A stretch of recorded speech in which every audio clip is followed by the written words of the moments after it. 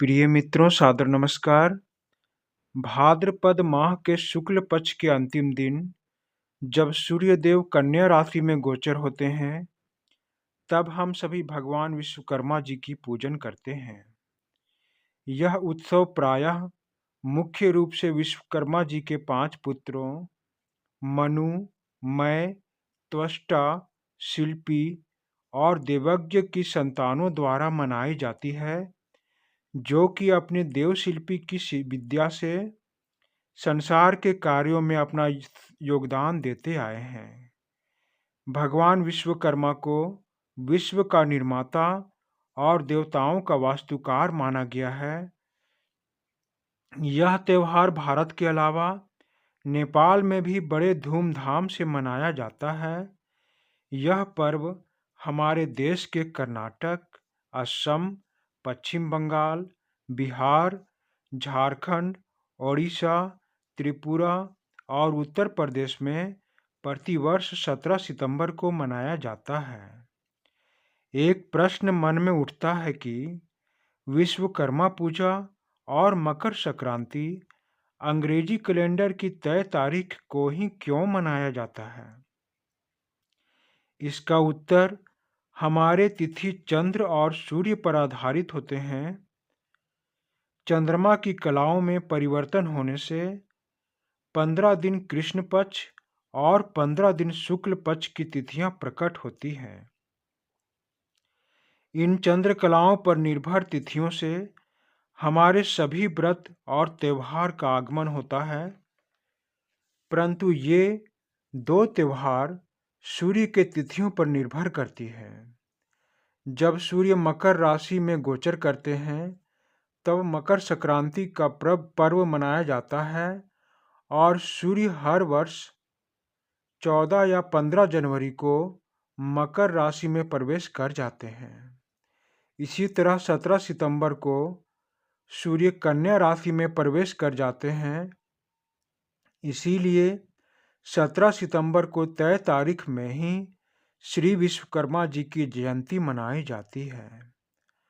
अतः विश्वकर्मा पूजा स्थिर तिथि को ही मनाई जाती है। विश्वकर्मा पूजा हिंदू धर्म में ब्रह्मांड के दिव्य वास्तुकार भगवान विश्वकर्मा जी को समर्पित है। यह त्यौहार मुख्य रूप से कारखानों, बिजली विभाग और औद्योगिक क्षेत्रों में मनाई जाती है। इसके अलावे लोहे, कलपुर्जे, मरम्मत से संबंधित दुकानों में तथा घरों में इस पर्व को श्री विश्वकर्मा जी की अनुकंपा प्राप्त करने के लिए तथा सभी उपकरणों को नियमित रूप से लंबे समय तक स्वस्थ रहने की आशा रखने के लिए यह पूजा मनाई जाती है। भगवान विश्वकर्मा को स्वयंभू और विश्व का निर्माता माना जाता है। उन्होंने कृष्ण भगवान के लिए द्वारिका के पवित्र शहर का निर्माण किया। ये पांडवों की माया सभा और देवताओं के शानदार अस्त्र शस्त्र के निर्माता हैं। ऋग्वेद में भगवान विश्वकर्मा को लुहार बताया गया है। इनकी प्रतिमा या चित्र कारखाने में स्थापित किए जाते हैं। सभी कार्यकर्ता इनके प्रतिमा या तस्वीर को प्रणाम करके अपना कार्य शुरू करते हैं। विश्वकर्मा पूजा के तीसरे दिन हर्षोल्लास के साथ सभी लोग विश्वकर्मा जी की प्रतिमा का विसर्जन करते हैं। अब आइए मित्रों, हम सब देवशिल्पी भगवान विश्वकर्मा जी के व्रत कथा को सुनते हैं। इस कथा को सुनकर ही विश्वकर्मा पूजा पूर्ण होती है।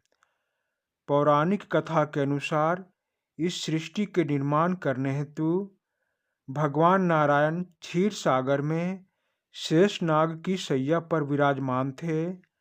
उनके नाभि से कमल पुष्प निकला, जिसमें चतुर्मुख भगवान ब्रह्मा जी प्रकट हुए।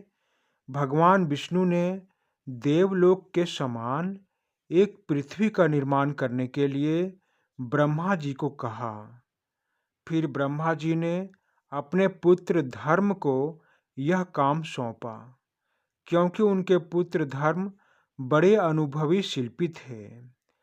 धर्म जी के पुत्र वासुदेव भी उनके साथ इस कार्य में लग गए। कुछ समय के बाद वासुदेव जी की पत्नी अंगिरथी ने एक पुत्र को जन्म दिया, जिसका नाम विश्वकर्मा रखा गया। अब सभी देव शिल्पी मिलकर सारे सृष्टि का निर्माण करना प्रारंभ कर दिए। भगवान विश्वकर्मा भी अपने पिता और दादा के समान वास्तुकला के अद्वितीय आचार्य और शिल्पी बने। भगवान विश्वकर्मा का जन्म सूर्यदेव के कन्या राशि में गोचर होने वाले दिन में हुआ था। इसीलिए प्रतिवर्ष इसी दिन उनके जन्म की तिथि को विश्वकर्मा जयंती के रूप में मनाया जाता है। भगवान विश्वकर्मा के कृपा के पात्र बने एक रथ निर्माता की कहानी इस प्रकार है। पौराणिक कथा के अनुसार प्राचीन काल में काशी नगरी में एक रथ निर्माता अपनी पत्नी के साथ रहता था। वह रथ निर्माण के कार्य में बड़ा निपुण था, लेकिन फिर भी वह भोजन प्राप्त करने से अधिक धन नहीं कमा पाता था। इस वजह से उसके जीवन में बहुत परेशानियां आती थी।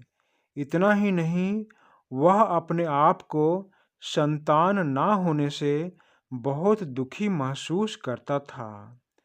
उसकी पत्नी भी निर्धनता और निसंतानता के दुख से सदा दुखी रहती थी।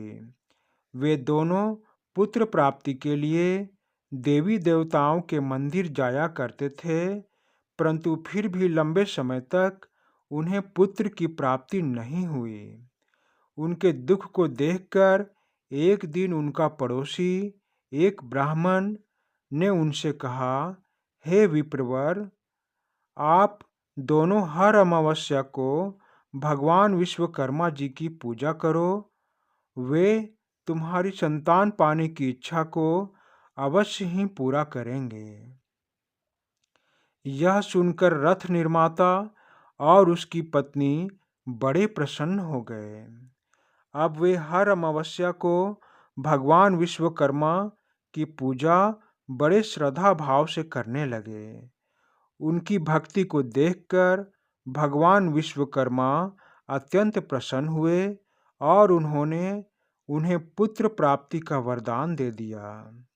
भगवान विश्वकर्मा के आशीर्वाद से रथ निर्माता की पत्नी को एक सुंदर पुत्र की उत्पत्ति हुई और अब उसके रथ निर्माण की कला का चारों ओर प्रसिद्धि फैल गई। अब वे धनवान हो गए थे। इसके बाद वे दोनों सुखी जीवन व्यतीत करने लगे। यह कथा यहीं समाप्त होती है। आशा करता हूँ मित्रों कि यह लेख आप सबों को अच्छी लगी होगी।